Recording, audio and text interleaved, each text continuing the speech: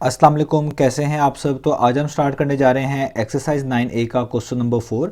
तो मेरे पास ये बुक 2 है जिसको हम D2 भी बोलते हैं और उसका ये अपडेटेड 7th एडिशन यानी न्यू एडिशन मेरे पास मौजूद है। तो इस न्यू एडिशन का ये चैप्टर नंबर 9 चल रहा है। मैंने इस चैप्टर के नेम से एक सेपरेट प्लेलिस्ट बना दी हुई है, उसका लिंक भी नीचे डिस्क्रिप्शन में दे दिया हुआ है ताकि आपको उस चैप्टर से रिलेटेड तमाम सोल्यूशंस एक ही जगह पर आसानी से इसी प्लेलिस्ट में मिल सकें। इसके अलावा आपको डिस्क्रिप्शन में मेरे सोशल अकाउंट्स के लिंक यानी मेरी फेसबुक प्रोफाइल और मेरी इंस्टाग्राम प्रोफाइल का लिंक भी मिल जाएगा। आप इन्हीं अकाउंट्स के थ्रू अपने क्वेश्चंस को, सजेशंस को मुझ तक भी पहुंचा सकते हैं। तो आइए स्टार्ट कर लेते हैं क्वेश्चन नंबर 4 को। मैंने क्वेश्चन नंबर 4 की स्टेटमेंट को नीचे नोट डाउन कर लिया है। हम वहीं से इसको रीड करते हैं, समझते हैं और फिर इसका सोल्यूशन स्टार्ट करते हैं। तो अब आपको सामने स्क्रीन पर क्वेश्चन नंबर 4 की स्टेटमेंट लिखी हुई नजर आ रही है। मैं इसको रीड करने जा रहा हूं। यहां पे लिखा हुआ है an overnight train left eight 21 hours and 55 minutes on a journey that took 9 hours and 18 minutes. तो आपको बताया जा रहा है कि एक ओवरनाइट ट्रेन है। ओवरनाइट ट्रेन से मुराद एक ऐसी ट्रेन जो पूरी रात आपके लिए ट्रेवल करेगी अपने डेस्टिनेशन पर पहुंचने के लिए, या यूं भी कह सकते हैं पूरी रात चलेगी। तो एक ओवरनाइट ट्रेन का आपको डिपार्चर टाइम बताया गया, यानी वो टाइम जब इसने अपने स्टेशन को लीव किया होगा। स्टेशन से मुराद उस जगह को लीव किया होगा जहां से ट्रेन चली होगी अपने डेस्टिनेशन पर पहुंचने के लिए। तो इस ओवरनाइट ट्रेन का डिपार्चर टाइम आपको बताया जा रहा है जो कि है 21 आवर्स एंड 55 मिनट्स, और ये टाइम आपको पता है 24 ओवर क्लॉक नोटेशन में आपको यहां पर दिया गया है। और इस ट्रेन को जितना टाइम लगा है अपनी डेस्टिनेशन पर पहुंचने के लिए, जिसको हम जर्नी टाइम बोलते हैं, वो भी आगे बता दिया गया है। वो है 9 आवर्स एंड 18 मिनट्स। यानी आपको ओवरनाइट ट्रेन का डिपार्चर टाइम भी दिया गया है और आपको इस ओवरनाइट ट्रेन का जर्नी टाइम जो कि 9 आवर्स 18 मिनट्स बनता है वो भी बताया गया है। यानी वो वक्त बताया गया है जितना टाइम इस ट्रेन को लगा है अपनी डेस्टिनेशन पर पहुंचने के लिए। आगे लिखा हुआ है given that the train departed on a Monday. आगे आपको वो दिन भी बताया जा रहा है जब ये ट्रेन चली थी। तो ये ट्रेन मंडे के दिन जो है आप कह लें इसने डिपार्ट किया था, मंडे के दिन ये चली थी।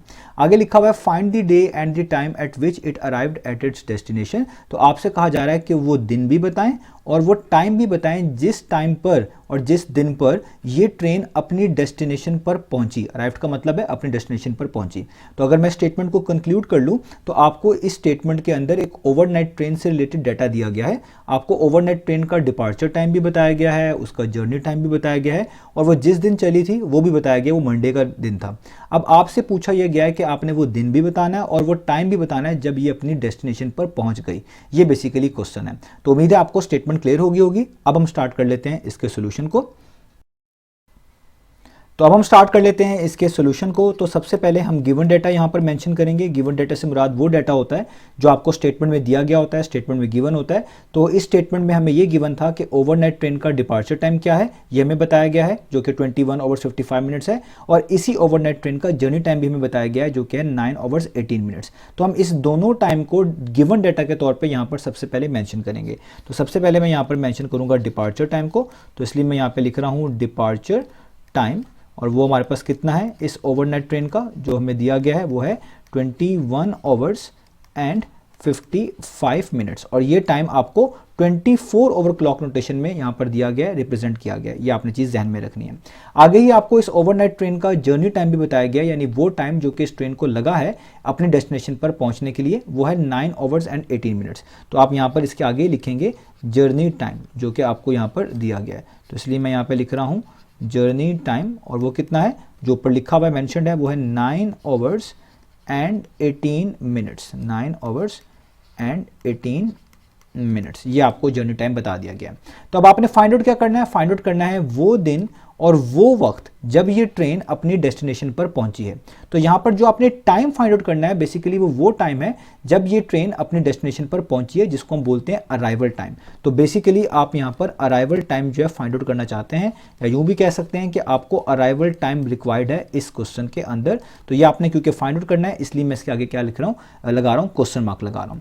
तो जब आप टाइम फाइंड आउट कर लेंगे यानी अराइवल टाइम फाइंड आउट कर लेंगे तो आप ऑटोमेटिकली ये भी बता पाएंगे कि वो दिन कौन सा बनता है, क्योंकि स्टेटमेंट में हमें ये तो बताया गया है कि ये ट्रेन मंडे को चली है। तो जब आप टाइम फाइंड आउट करेंगे कि ये किस टाइम पर पहुंची है तो उससे ऑटोमेटिकली आपको यही पता चल जाएगा कि वो दिन कौन सा बनता है। तो इसलिए अराइवल टाइम हमें रिक्वायर्ड है, इसी की मदद से हम डे भी ऑटोमेटिकली बता देंगे। तो अब आपको मैं पिछले क्वेश्चन में चीज बता चुका हूं कि जब भी आपको डिपार्चर टाइम गिवन हो, जर्नी टाइम गिवन हो और आपने अराइवल टाइम फाइंड आउट करना हो, तो आप हमेशा डिपार्चर टाइम को और जर्नी टाइम को ऐड कर देते हैं। इन दोनों टाइम को ऐड करने के बाद जो टाइम मिलता है उसको हमेशा अराइवल टाइम बोलते हैं। और ये मैंने चीज आपको एक फॉर्मूले से भी समझाई थी, और वो फॉर्मूला आपने याद भी रखना है। मैं दोबारा लिख रहा हूं, वो फॉर्मूला है अराइवल टाइम, जिसको शॉर्ट फॉर्म में हम लिखते हैं A.T वो इक्वल होता है डिपार्चर टाइम जिसको हम लिखते हैं D dot T plus journey time जिसको हम लिखते हैं जे डॉट टी। तो ये शॉर्ट फॉर्म में मैंने इसको लिख लिया, आप इसको कंप्लीट जो है वर्डिंग में लिख सकते हैं। तो यहाँ पर ए डॉट टी का मतलब अराइवल टाइम है, डी डॉट टी का मतलब डिपार्चर टाइम और जे डॉट टी का मतलब जर्नी टाइम। तो ये फॉर्मूला आपको ये बता रहा होता है कि जब भी आप अराइवल टाइम फाइंड आउट करना चाहते हैं और आपको डिपार्चर टाइम भी गिवन हो और जर्नी टाइम भी गिवन हो, तो आप क्या क्या करेंगे, आप डिपार्चर टाइम और जर्नी टाइम को ऐड कर दिया करेंगे। तो इन दोनों टाइम को ऐड करने से हमेशा आपको अराइवल टाइम भी मिलेगा। तो हमारे सिनेरियो में भी डिपार्चर टाइम हमें गिवन है, जर्नी टाइम हमें गिवन है, हमने जस्ट अराइवल टाइम ही फाइंड करके दिखाना है। इसका मतलब अगर हम डिपार्चर टाइम में ये जर्नी टाइम को ऐड कर दें तो जो आंसर आएगा उसी टाइम को हम बोलेंगे अराइवल टाइम। तो आप इन दोनों को डायरेक्टली ऐड करवा दें तो भी आपका आंसर ठीक है, और आप एक टाइमलाइन बनाकर स्टेप बाय स्टेप इस टाइम को, जर्नी टाइम को डिपार्चर टाइम में ऐड करवा दें तो भी आपका आंसर ठीक आएगा, वो तरीका भी ठीक है। तो यहां पर हम एक टाइमलाइन ही बनाएंगे ताकि चीजों को समझना और भी आसान हो जाए। तो आइए स्टार्ट कर लेते हैं। तो आपने वो टाइमलाइन कैसे बनानी है, तो टाइमलाइन को आपने हमेशा डिपार्चर टाइम से स्टार्ट करना है। तो आपको डिपार्चर टाइम इस ट्रेन का गिवन है, वो है 21 आवर्स एंड 55 मिनट्स। तो इसलिए मैं यहां पे लिखूंगा 21 आवर्स एंड 55 मिनट्स। तो ये इस ओवरनाइट ट्रेन का डिपार्चर टाइम है। तो जस्ट समझाने के लिए, आसानी के लिए मैं ऊपर इसके लिख रहा हूँ डी डॉट टी जिसका मतलब है डिपार्चर टाइम। और हमें यह भी बताया गया है कि ये ट्रेन जो है मंडे को चली थी, तो वो डे भी हमें मालूम है, तो इसलिए मैं इसके नीचे लिख रहा हूँ मंडे। तो यह चीज़ें आप ना भी लिखें तो भी ठीक है, जस्ट डिपार्चर टाइम मेंशन कर दें तो भी चीज़ें चल जाएंगी। अदरवाइज अगर आप मेंशन कर देंगे तो चीज़ों को समझने में आसानी होगी। तो अब आप करना क्या चाहते हैं, तो इस फॉर्मूले के मुताबिक आपने डिपार्चर टाइम में जर्नी टाइम को ऐड करवाना है। तो डिपार्चर टाइम तो आपने यहाँ पर लिख लिया, अब आपने इस टाइम में ये कंप्लीट जर्नी टाइम ऐड करवाना है।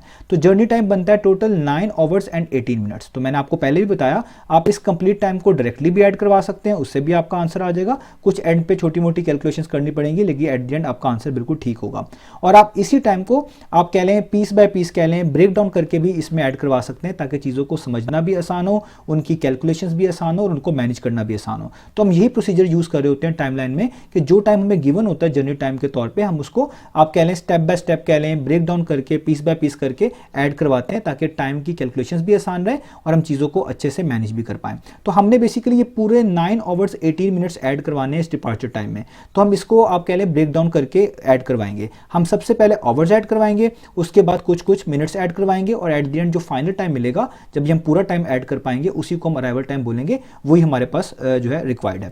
तो अब आप क्या करेंगे, आप यहां पर सबसे पहले इस 9 आवर्स को ऐड करवाएंगे। टोटल टाइम है 9 आवर्स 18 मिनट्स, मैं सबसे पहले आवर्स को ऐड करवा रहा हूं। तो आप उसके लिए क्या यूज करेंगे तरीका, आप यहां पर एक एरोहेड बनाएंगे इस तरीके से जैसे मैंने बनाया और उसके ऊपर लिख देंगे प्लस 9 आवर्स। इसका मतलब है कि आप 9 आवर्स ऐड करवाने जा रहे हैं इस पिछले टाइम में जो कि है डिपार्चर टाइम। अब आपने जो ये एडिशन की कैलकुलेशन करनी है आप इसको रफ वर्क में कर सकते हैं, मैं आपकी आसानी के लिए इसको यहाँ पर इसके नीचे कर रहा हूँ ताकि चीज़ें आपको जहन में रहें। तो पहले आप इस टाइम को लिख लें जो कि है डिपार्चर टाइम, वो है 21 आवर्स एंड 55 मिनट्स। तो ये आवर्स का सेक्शन होता है आपको पता है, और ये मिनट्स का सेक्शन होता है। और टाइम से रिलेटेड जब भी आप एडिशन कर रहे होते हैं तो आवर्स को आवर्स में और मिनट्स को मिनट्स में ही ऐड करवा रहे होते हैं। तो क्योंकि आपने 21 आवर्स 55 मिनट्स में 9 आवर्स को ऐड करवाना है, तो इसलिए आप 21 के नीचे ही 9 लिखेंगे ताकि आवर्स के नीचे आवर्स लिखा जाए। अब आपने ऐड करवाना है, क्योंकि मिनट्स में कोई भी चेंजेस नहीं आनी, इसलिए इधर नीचे खुद से ही आप 00 लिख सकते हैं, कॉलन आप वैसे ही लगा लें और अब आप चीज़ों को ऐड कर लें।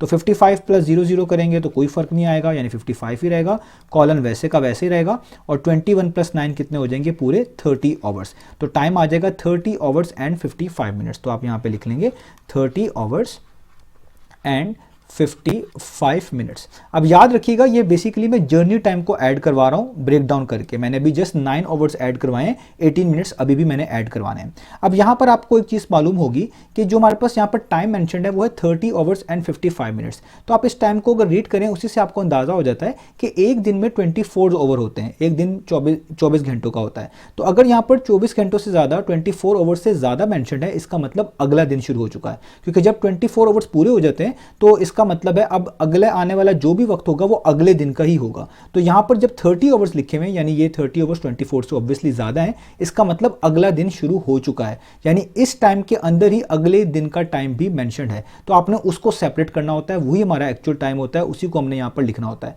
और वैसे भी आप जानते हैं हम रिप्रेजेंटेशंस के अंदर 30 ओवर्स को इस तरीके से रिप्रेजेंट नहीं कर रहे होते, हम चीजों को या तो 12 ओवर क्लॉक नोटेशन के लिहाज से लिख रहे होते हैं या तो 24 ओवर क्लॉक नोटेशन के लिहाज से लिख रहे होते हैं। तो अगर आपके पास टाइम 24 ओवर से ज़्यादा आ जाए तो वो जो एक्स्ट्रा टाइम होता है 24 आवर्स से ज़्यादा आपने उसको सेपरेट करना होता है। और उसका तरीका ये होता है कि जो भी टाइम आपको 24 आवर्स से ज़्यादा यहाँ पर लिखा हुआ मिले आपने उसमें से 24 आवर्स माइनस कर देने होते हैं। इससे आपको वो एक्स्ट्रा टाइम जो कि अगले दिन का वक्त बनता है और जो एक्चुअल टाइम बनता है वो आपको पता चल जाया करेगा। तो आप देखिए मैंने ये टाइम पहले से यहाँ पर लिखा हुआ है 30 आवर्स 55 मिनट्स, तो मैं इसमें से क्या माइनस कर दूंगा 24 आवर्स, क्योंकि आवर्स माइनस करने तो इसलिए 30 आवर्स हैं उसी के नीचे आवर्स लिखूंगा, यानी 24 उसी के नीचे आएगा, आवर्स के नीचे आवर्स ही आएंगे। और मिनट्स में कोई चेंजेस आनी नहीं इसलिए मैं वहां पर 00 लिख दूंगा। अब मैं क्योंकि सब्ट्रैक्ट कर रहा हूं तो 55 माइनस 00 आपको पता है कोई चेंज नहीं आएगा, 55 ही रहेगा, कॉलन का सिंबल वैसे ही। 30 में से 24 माइनस करूंगा तो आएगा 6। तो आपको पता है ये टाइम 24 और क्लॉक नोटेशन में लिखा हुआ है और कोई भी टाइम 24 और क्लॉक नोटेशन में लिखा हो वो 4 डिजिट्स में होना चाहिए। तो ये टोटल 3 डिजिट्स बनते हैं। तो इसका 4 डिजिट्स बनाने का आसान तरीका ये होता है कि जो आवर्स वाला सेक्शन है, जिस तरह यहाँ पर 6 लिखा हुआ है, इसके पीछे कोई डिजिट नहीं है, तो आप यहाँ पर खुद से अपनी आसानी के लिए 0 लगा देते हैं ताकि यहाँ पर पूरे 4 डिजिट्स हो जाएं। तो आप लिख सकते हैं कि बेसिकली जो टाइम लिखा हुआ है 30 आवर्स 55 मिनट्स, इसका मतलब है कि ये एक्चुअल टाइम बनता है 6 आवर्स एंड 55 मिनट्स, और ये अगले दिन के बनता है। अगले दिन का क्यों बनते हैं? क्योंकि एक दिन में 24 घंटे होते हैं, यहाँ पे 30 आवर्स हैं, ये 24 आवर्स से ज़्यादा है, इसका मतलब अगला दिन शुरू हो चुका है। तो बेसिकली मंडे को ये ट्रेन चली थी, तो 9 आवर्स के बाद अगर अगला डे शुरू हो चुका है और अभी जर्नी बाकी है, क्योंकि अभी हमने 18 मिनट्स ऊपर वाले ऐड करने हैं, तो इसका मतलब नेक्स्ट डे यहाँ पर 9 आवर्स के बाद ही शुरू हो चुका है। तो मंडे के बाद नेक्स्ट डे कौन सा बनता है? ट्यूसडे। तो बेसिकली ये ट्यूसडे का टाइम आपको बता रहे हैं 9 आवर्स के बाद, यानी ये ट्रेन का जो डिपार्चर टाइम था वो था 21 आवर्स 55 मिनट्स। तो 9 आवर्स के बाद नेक्स्ट डे जो है शुरू हो चुका था और जो टाइम था वो था 6 आवर्स 55 मिनट्स ट्यूसडे के दिन के। तो अब आप देखें आपने जर्नी टाइम में से कितना टाइम जो है ऐड करवा लिया, जस्ट 9 आवर्स ऐड करवा लिए।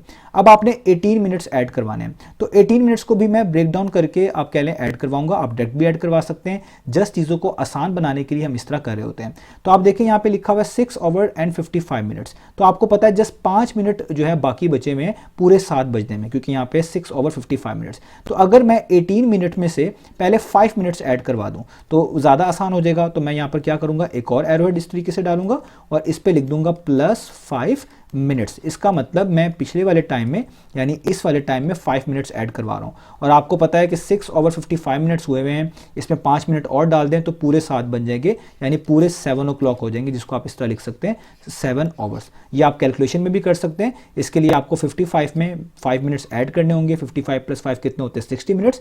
60 मिनट्स का मतलब होता है 1 घंटा। तो 1 आवर जब आप करेंगे पूरा तो 6 में प्लस करना पड़ेगा 1, तो 7 आवर हो जाएंगे। और 55 + 5 60 की वजह से यहाँ पर 7 पहले हो चुकेंगे, तो यहाँ पर 00 आप लगा देंगे, यानी कंप्लीट 7 आवर हो जाएंगे। तो मैंने ये 5 मिनट्स पहले इसलिए ऐड कर लिए ताकि टाइम हमारे पास यहाँ पर ऐसा आ जाए जिसमें मजीद एडिशन करना आसान हो। अगर मैं यहाँ पर डायरेक्ट जो है आप कह लें 18 मिनट्स ऐड कर रहा होता तो मुझे पहले आवर्स को अलग करना पड़ता, मिनट्स को अलग करना पड़ता, तो थोड़ी सी मेरे लिए कंप्लेक्सिटी हो जाती, कंप्लेक्स हो जाती चीज़ें। तो इस वजह से मैंने यहाँ पर पहले 5 मिनट्स ऐड कर लिए ताकि टाइम एक मैनेजेबल फॉर्म में आ जाए और चीज़ों को ऐड करना आसान रहे। और वैसे भी क्लियर था, 6 आवर 55 मिनट्स है, इसमें जस्ट 5 मिनट्स ऐड कर देंगे तो 7 आवर पूरे हो जाएंगे, यानी 7 बच जाएंगे। अब आप देखिए कितना टाइम अभी भी बचा हुआ है। तो आपने 9 आवर्स यहाँ पर ऐड करवा लिया, 18 में से आपने 5 मिनट्स ऐड करवा लिए। तो 18 माइनस अगर आप 5 कर लें तो आपको पता चल जाएगा कितने मिनट्स अभी भी बाकी हैं। तो 18 - 5 करें तो आता है 13, यानी अभी भी 13 मिनट्स आपने ऐड करवाने। तो उसका भी सेम प्रोसीजर है, इस तरह आप एरो ऐड लगाएं और इधर आगे लिख दें 13 मिनट्स। और अब आप देखें आपके लिए वो ऐड करवाना बड़ा आसान है। 7 बजे हुए हैं, 7 o'clock हुए हुए हैं, 7 आवर्स हुए हैं, इसमें जस्ट 13 मिनट्स ऐड करवाने हैं। तो मिनट्स मिनट्स में ऐड होते हैं, तो आवर्स में तो कोई चेंजेस नहीं आएगी, यानी 7 वैसे ही रहेगा। और जब 13 को आप 00 में ऐड कर देंगे तो हो जाएगा 7 ओवर 13 मिनट। अब आप जाकर कह सकते हैं कि आपने जर्नी टाइम पूरा ऐड करवा दिया। 9 ओवर्स 18 मिनट्स थे, 9 ओवर्स यहाँ पर ऐड करवाए और 5 + 13 करें तो 18 मिनट्स यहाँ पर आपने ऐड करवा दिए। तो जब भी डिपार्चर टाइम में आप पूरा जर्नी टाइम ऐड करवा चुके हो तो जो फाइनल टाइम आता है ये वाला, उसी को हम बोलते हैं अराइवल टाइम, जिसको हम शॉर्ट फॉर्म में लिख रहे होते हैं A.T, यानी आपको इस ट्रेन का अराइवल टाइम पता चल चुका है जो कि है अगले दिन का, यानी ट्यूसडे का डे है आपके पास, और जो टाइम है वो है 7 ओवर 13 मिनट्स और ये सुबह का वक्त है, यानी सुबह के 7:13 आप इसको कह सकते हैं। तो आपका आंसर आ गया। तो आप यहाँ पर अब अपने आंसर को कोड कर सकते हैं। आप ये दिन भी मेंशन कर देंगे और ये टाइम भी जो है मेंशन कर देंगे। तो मैं यहाँ पर आपके लिए मेंशन कर देता हूँ। तो हम लिखेंगे इसके कंक्लूजन कि the train arrived at its destination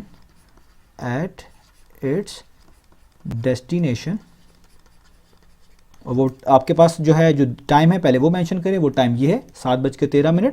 तो आप यहाँ पे इसको लिखेंगे 7 आवर्स एंड 13 मिनट्स। ये आपने इसको 24 आवर क्लॉक रोटेशन में लिखा है। अगर 12 आवर क्लॉक रोटेशन में लिखना चाहें तो आप लिखेंगे 7, कॉलन की जगह पे डॉट डालेंगे, बाकी चीज़ें वैसी रहेंगी क्योंकि ये आप कह लें बिफोर मिड डे वाला टाइम है, यानी आप आसानी के लिए कह लें मॉर्निंग का टाइम है, तो इसलिए आप इसके आगे लिखेंगे A.M, जिसका मतलब होता है एंटी मेरिडियम। तो ये आपने टाइम मेंशन कर दिया और दिन क्योंकि नेक्स्ट स्टार्ट हो चुका था यहीं पे ट्यूसडे, तो आप आगे लिख देंगे ऑन ट्यूसडे, यानी ये ट्रेन ट्यूसडे को अपनी डेस्टिनेशन पे पहुंची है और जो टाइम हुआ था जब ये पहुंची है वो थे 7:30 7:13 मॉर्निंग के। ठीक है, ये आपने चीज़ों को यहाँ पर मेंशन कर दिया। अब कुछ लोग इसी टाइम को ऐसे भी लिख रहे होते हैं, ये आप याद रखिएगा। तो जो हमारे पास पुराना एडिशन था उसमें इस तरह लिखा जाता था, इसको हम मिलिट्री टाइम बोलते हैं। तो आप ऐसे लिख लें या ऊपर वाला लिख लें, जो भी आपकी क्लास में फॉलो हो रहा हो आप उसको फॉलो कर सकते हैं, इससे कोई भी इशू नहीं आएगा। तो यहाँ पर आपको उम्मीद है ये क्वेश्चन जो है कंप्लीट समझ आ गया होगा। यहाँ पे क्वेश्चन कंप्लीट हुआ। अब इंशाल्लाह हम नेक्स्ट वीडियो से मिलेंगे बाकी सॉल्यूशंस के साथ।